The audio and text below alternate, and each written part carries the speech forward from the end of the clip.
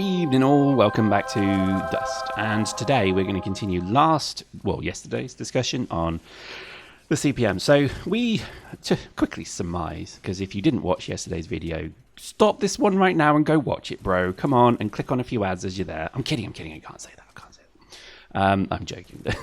The reality of this game, the reality is that CPM elections are happening, and that's obviously a good thing, I guess. And to be honest, I was kind of questioning what's the mandate, what's the strategic landscape for the CPM to kind of go into this with, because at the moment all you've got is a group of quite capable, good people, looking to get voted into an office effectively, but it's not clear really what that office is going to do. So they're kind of voting to get people in to do something, and I hate that. I think to me that's the lazy kind of thinking that has kind of maybe plagued this game for some time. So the purpose really of the CPM elections is to get a group of people who are going to be a focus group for CCP, which is a great thing. But the next step for them to surely do is to give them the mandate by which they will run on. And I know that CCP, you're there watching this video right now, CCP. Hi, how you doing? This is Pyrex. You're sat there thinking, but we've already told them this, so Pyrex once again is a massive noob. Well, you kind of haven't, because you've got a lot of people. I actually did go and read the CPM proper nominees candidacy forum. And half of them were really exciting reads. The other half just literally were like watching paint drying. And I just was not impressed. But we're going to get to that. But to be honest, what I was kind of curious and confused about, I guess is the right word, was there's no real clear mandate of actually what the hell this group of people is going to do. Because we talk about the transition of this game into Legion, we talk about the continuation of this game as an IP, we talk about the continuation of Dust as a product. Some people talk about new player experience being important. Some people talk about the dismantlement and migration being important. Because there's not really a concise, clear, I guess, schedule of what this team is going to do.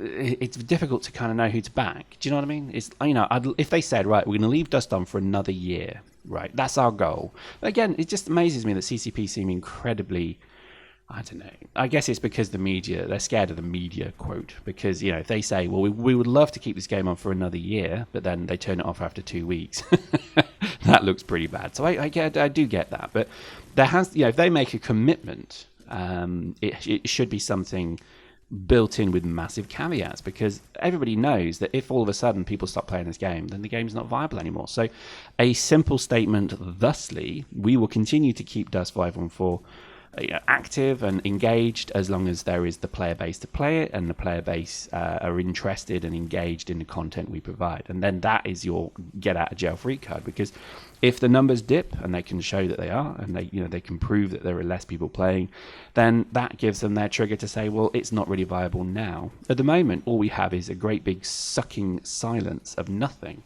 So the silence is deafening. Literally, in CCP right now, the silence is so strong. There are spiders in cobwebs being sucked in towards the center of the room, because it's just unclear what actually they plan to do with this game.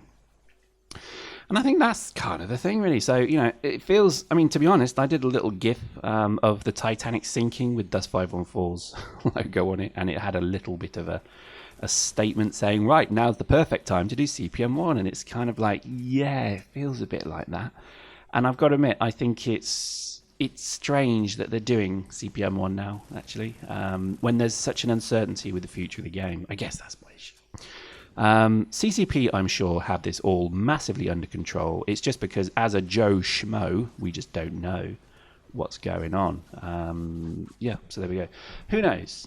Who knows? Who can say? I don't know. To be honest, I think if you're running for CPM, good on you.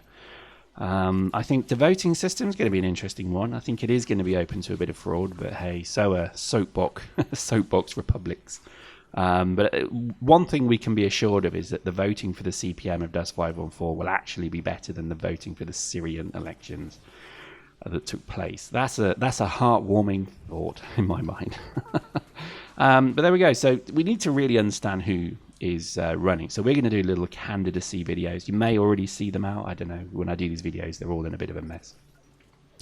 And we're going to have a look at some of the candidates. We're going to invite some of them on to have a chat. I suspect a few of them won't come on because they know that they could not actually probably go toe to toe with me asking them a very simple question. I think a lot of people are so terrified of their public image that they're a bit worried that I might kind of say something to them, like, Paxman style. So, so Mr. Howard, did you overrule the chair? And I just keep asking that 10 times in a row. I'm not going to do that. I think, to be honest, if you want to have a chat, if you want to tell me about stuff, if you want to regale me with what is important to you, then that will be interesting for me. So, to be honest, we're going to do that. But again, are we going to put a huge amount of effort into it? Probably not. I think when it comes to voting, you vote for who the hell you want. I think it's going to be pretty interesting to see who we get, because CPM 0, I think, was... it was a bit tragic, really, wasn't it? We had some really good people, but we also had a few pretty terrible ones. And to be honest, over time, they all seem to kind of slide away anyway. So let's hope that CPM 1 is a bit more correct in their kind of approach to this. It's not a cloak. It's not a forum badge. It's not a I'm better than you because I'm a CPM. I really, really do not want to see dudes like that, because there was enough of them in CPM 1, in CPM 0 rather. I think it would be good if we just had a group of people who kind of understand that they're there for the people, by the people, and that's quite an important differentiation, because I think the CPM 0 group, I think they thought that CCP were giving them some kind of badge of office to say that they're better. They're like the super players. Oh yeah, they have little cloaks and little tights and all that, and they fly and leap from building to building. And that was obviously not the case, because most of them turned out to be massively inappropriate for the role anyway. Absolute inability to talk professionally and civilly to people is a great start. So yeah, I think, I don't think we want rages in there. I think it's nice to have people with a bit of an edge, but I really don't think we want people who, let's face it, are just so difficult and ego-filled that they're just highly inappropriate. I don't think we want that. But again, this is the fun of the whole process. Let's see who we get. Let's go and talk to some dudes. Let's see what people have to say. So we go. Interesting match. Nothing really happened, to be honest. Lodging again. I've got to admit, I'm quite liking it. It is pretty fun at the moment. And the ISK is pretty good. I've got to admit, I hit 1 billion now. Have I hit 1 billion in this? I didn't see, but yeah, it's pretty funny. There we go. 4 and 2, but yeah, lots of war points. So there we go. Sorry, it's a bit of a downer ending there, actually. I think I depressed myself in the process of thinking, God, I've got to go and talk to so many people and learn what they think and feel. There we go. That'll be fun for me, won't it? Hope you enjoyed that. We'll see you next time.